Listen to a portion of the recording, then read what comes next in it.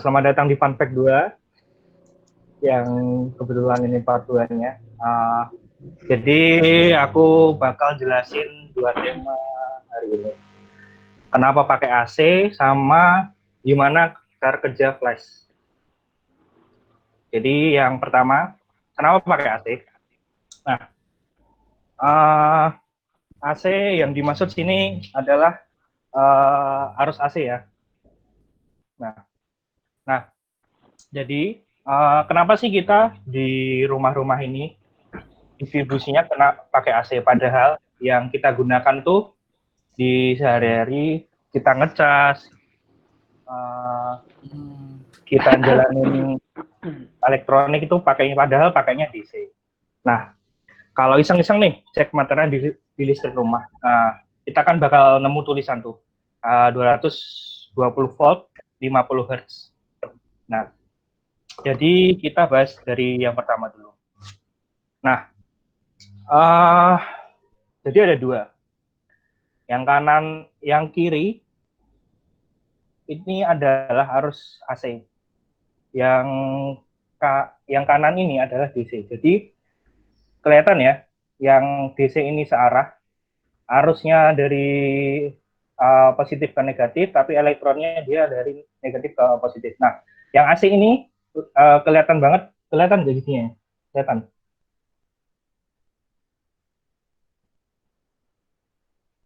Yang jeepnya ini kelihatan kalau dia arusnya bolak-balik. Jadi dia bolak-balik tergantung dari frekuensi yang digunakan. Nah, kalau di Indonesia kan frekuensinya 50 Hz. Nah, seperti itu. Jadi di sini adalah grafik dari arus DC tersebut. Nah, yang kanan ini adalah arus AC. Nah, dia bakal konstan arus DC, dan arus AC ini dia naik turun. Nah, di sini bisa lihat dia bermuatan 220 watt saat 0,005 second, dan dia turun ya, dan dia 0 pada saat 0,01. Jadi satu periode dalam siklusnya itu adalah sekitar 0,02 second. Nah, jadi sebenarnya lampu yang kita hidupin itu sebenarnya naik turun sesuai siklus yang ada di grafik ini. Nah, kenapa kita nggak bisa lihat? Karena memang frekuensinya terlalu cepat, dan memang hanya bisa pakai kamera yang bisa lihat sampai 1200 frame per second. Nah, mata kita memang nggak bisa ngikutin. Nah, jadi gara-gara frekuensi ini, sebenarnya listrik AC itu bisa menimbulkan hambatan yang biasanya nggak ada pada listrik DC, yaitu hambatan yang muncul akibat reaktansi induktif pada kabel. Nah, jadi apa sih reaktansi induktif? Nah, oke. Jadi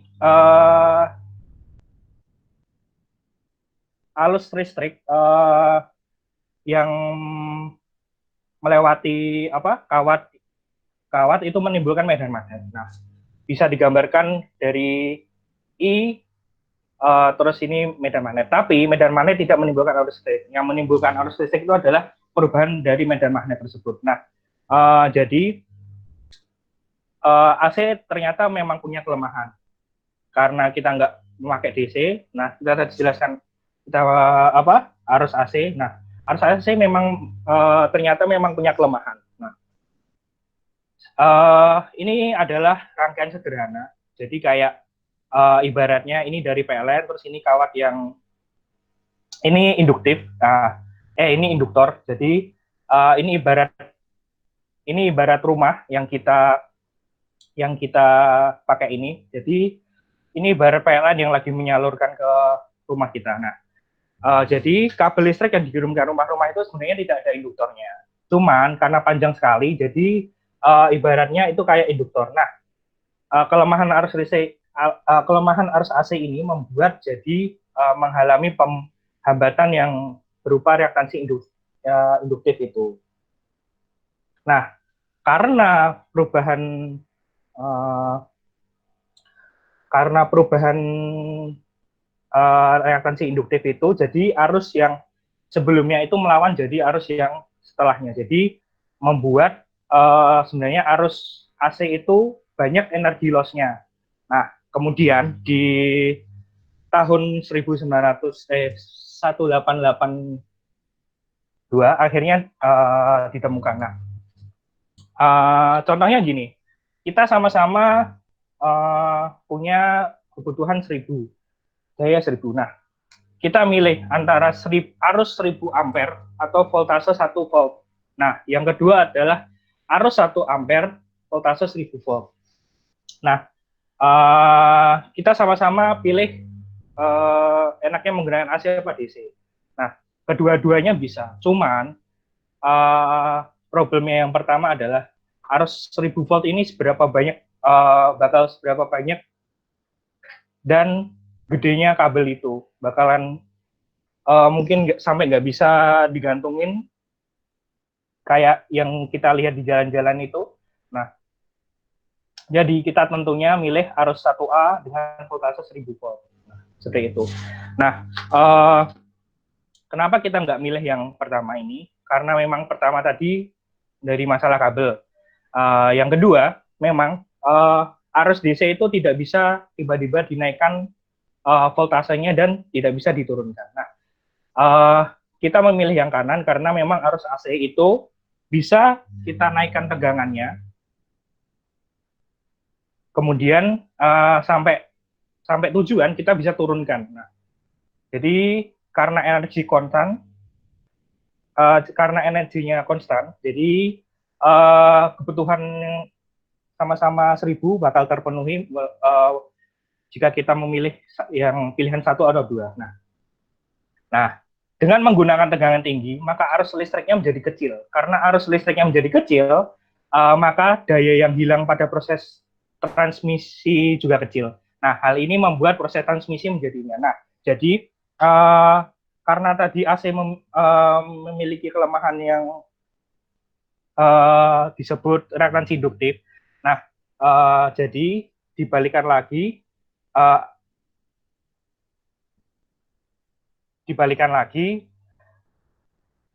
menggunakan trafo untuk menurunkan tegangan sampai ke tujuannya. Nah,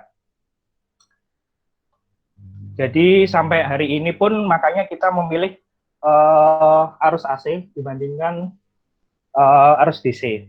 Nah, ada yang pernah dengar keruan bar?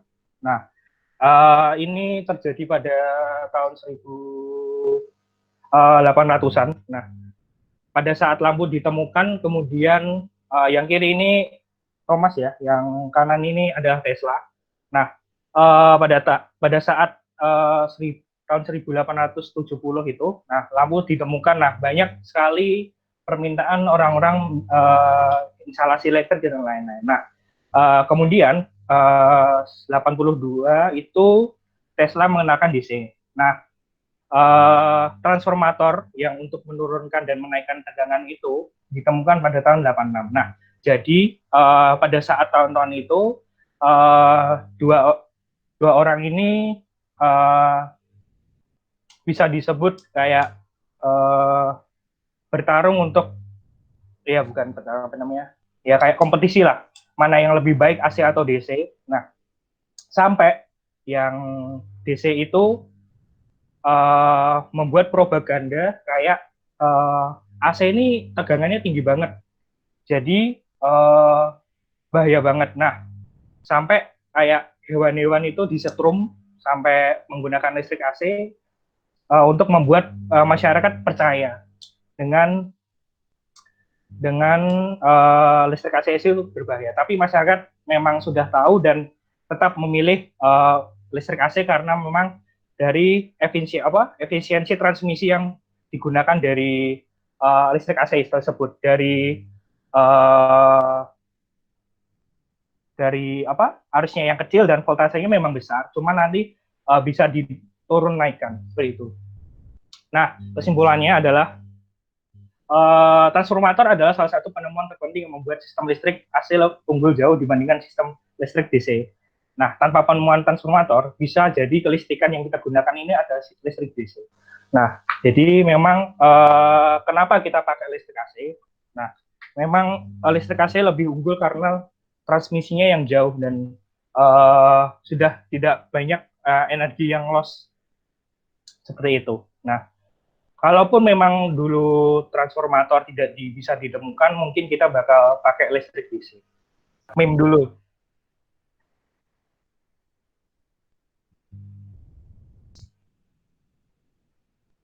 Pada bisa lihat Makasih meme loh ini. ya Rob ya. Makasih ya Rob. Ya, ini kebetulan kemarin lihat fotonya terus jadi ini lucu kayaknya. Brokoli crispy. Beli di mana tuh? Enak tuh. Oke, yang kedua, nah ini Mas Gio banget ini.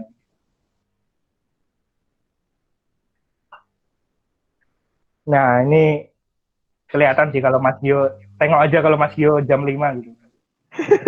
Nah, yang kedua, cara kerja flash. Yang ku maksud flash lampu ya. Nah, basicnya rangkaian flash itu seperti ini. Nah, ada dua mode. Yang pertama dia mode ketika flash mati, terus yang kedua flash nyala. Nah, jadi di sini lebih poinnya kenapa pakai baterai atau kapasitor. Nah, jadi ketika flashnya mati, saklarnya bakal diterima ke nomor 1. Nah, pada rangkaian ini dia bakal ibaratnya kapasitor akan terisi dan kemudian jika penuh dia nggak akan mengalir. Nah, ketika kita